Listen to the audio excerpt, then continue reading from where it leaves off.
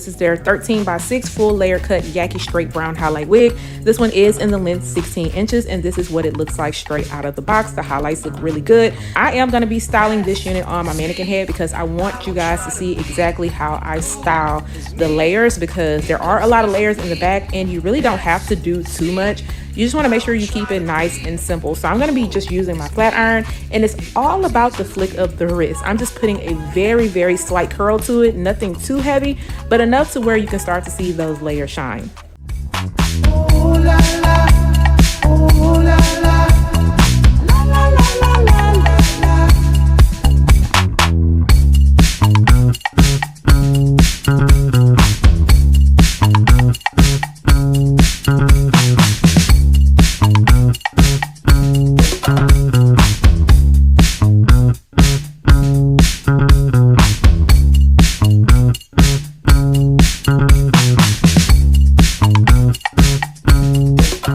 Do you see how natural this wig looks? Do you see the layers? Do you see the length? Do you see the density? Do you see the hairline?